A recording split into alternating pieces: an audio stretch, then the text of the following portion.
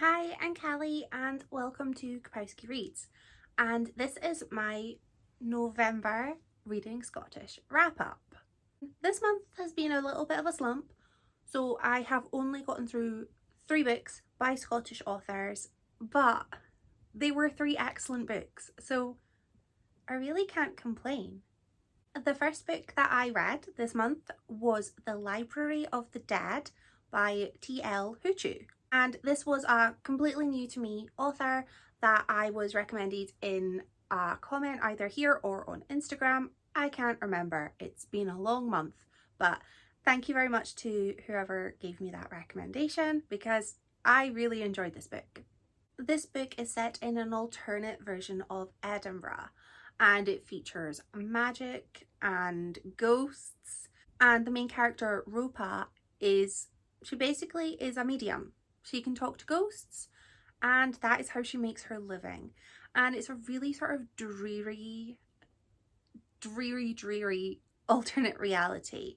And Ropa is very much somebody who just needs to make a living, wants to just get on in life and doesn't work for free. And Ropa finds that something or someone has been stealing children and basically leaving them as empty husks. And nobody's really looking into it. So Ropa ends up doing that. And I absolutely loved the magic system in this. There was a lot of references into Ropa's family history with Zimbabwean magic, which was something that I wasn't really aware of prior to this book, but I found that so interesting. And I loved her relationship with her family, with her grandmother and her sister. Like, she was such a tough wee character, but was just so soft when it came to her family. So I really liked sort of seeing those edges soften a little. I just really loved the way that this was kind of like a fairy tale, a terrifying fairy tale. And I really just was kept guessing right up until the end. I was expecting there to be more of the library because the book is called The Library of the Dead and there was a library, but that was kind of barely a part of this story. I'm gonna put a light on because it's raining and there's no light. There, that didn't seem to make any difference at all. This is Scotland in winter. There is no daylight. It's only 1 o'clock in the afternoon. It should be light. But yeah, I really enjoyed this book and I was kept guessing, and I loved the characters. I loved that Ropa was just that sort of spiky character, but just so soft when it came to her family, and she was adamant that she wasn't going to be looking into these missing children. She was just so certain that she wasn't going to do it, and then she ends up doing it, and I really just loved that. I really enjoyed her character growth and just getting to know her and really just warm towards her. I know that this is a series. There is one other book that is already out. I have it, or I will have it soon, on loan from my library. Not a Library of the Dead, just the Library of Aberdeen. But there is a 3rd book that I think is due out next year, maybe. So I'm really excited to see what happens next for Ropa and see if I get to find out a little bit more about this Library of the Dead, because that sounds fascinating. The next book that I read was The Gloaming by Kirsty Logan, who I have read quite a few books from before. And this was another book that was just kind of like a fairy tale. And that's clearly what I was looking for this month, because that's what I got and I had a great time. So maybe I need to listen to what I want a little bit more. Does that even make sense? This book is about Mara, who lives on an island in Scotland, and on that island, when it's time to pass over, the inhabitants of the island go up to the rock where they turn into stone and basically become statues. And the inhabitants all kind of live with the sea that surrounds them basically being almost personified, and the sea takes what it wants and that really impacted Mara's family, and so the family are grieving in this book, and that was quite tough to read. And one day a stranger shows up on the island, Pearl, and they start a beautiful relationship, and I really enjoyed seeing Mara come out of her shell and sort of realize that she deserves good times. And I really liked her relationship with Pearl. I really liked Pearl as well. She just seemed so sweet. And I loved Mara sort of daring to dream of a life that was more than just waiting to turn to stone on the cliff. I thought that the world building in this was amazing. It was like a dreamy world. I do feel like this book did tackle grief, and it was quite tough at points to read, but it was totally worth it, and it was ultimately quite heartwarming and hopeful, and I just thought it was a beautifully written book. I really love this author's writing. I've read quite a few books by her and they're all pretty different, but all written in such a lyrical and atmospheric way that I want to go and find other books that she's read. I know I have one somewhere behind me that needs to be read, but there's surely more. There were also sort of not dual timelines, but there were flashbacks to Mara's parents' life, early life, and I love the idea of sort of the meeting of the boxer and the ballerina. It was such a beautiful start of a relationship, and this was just sort of filled with bits of Scottish folklore, and it just was it was an atmospheric read. I don't know if it's because we've had storms recently, so maybe I'm just thinking it was stormy while I read it, but it just felt like I could feel the storms in this book as I was reading it. Although that could just be the actual weather that we've had. But it felt so, like I felt like I was in the book. I felt like I was just in the book, in the story, and I thought it was absolutely beautiful. And I was actually reading some of this at work and I started crying at my desk because this book made me feel, and luckily there weren't that many people in the office, because otherwise I would have had to have explained that I was crying at a big bad book that made me cry because my wee heart broke.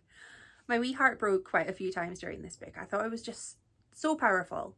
I feel like I was quite lucky going into this book because a lot of my friends have read it, and I was pre-warned that this was not a prequel to The Grace Keepers, which I loved. So I think that there were a lot of similarities between The Grace Keepers and this book with regards to the sort of overall themes of the book, the beauty of the world, and I think I would have been disappointed had I not known that, because while I really enjoyed this book, it was different. It was different characters and I would say a very different sort of, not magic scheme, because it wasn't magic, it was just the world, but the world was different. I just found it utterly enchanting, and I'm delighted that I read it. And the final Scottish book that I read this month was Ginger and Me by Elissa Soave, and this was my book club book for the Scottish Book Club, and it is all about a young woman who is just 19 called Wendy, who just drives a bus. She drives a bus, she wants to be a writer, and she's lonely. She's really lonely. And one day she meets a young girl called Ginger on the bus, and they become friends. And Wendy's life becomes a lot more exciting. Whether that's a good thing or a bad thing, well, that's what the book was about. I absolutely loved Wendy. I loved her. I thought she was just a wee soul. Wendy attends a writing group where she goes because she loves to write, and that's somewhere that hopefully she could meet other people who were like her, but it doesn't really go that way. Mainly because a lot of the people at her writing group are just horrible. So, you don't need them, Wendy. You deserve better people. But Wendy then finds out about an author called Diane, who is local and sort of writes stories that Wendy can relate to. And Wendy becomes pretty obsessed with Diane in a worrying, very disturbing way. And I really enjoyed the way that Wendy was completely oblivious to how creepy her actions were. The book actually starts with Wendy in prison, and then we find out what happened. And I really loved that as I was reading the book, I was trying to work out what she did that ended up with her in prison.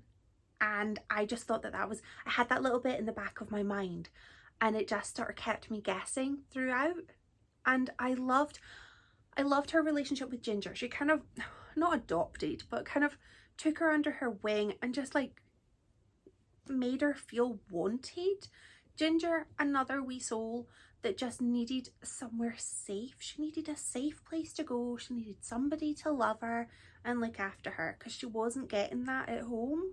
I really enjoy reading books that are set in Scotland and are featuring sort of a realistic life. Not all the time, because then I might get sad. So I'll stick to some nice fairy tale inspired books.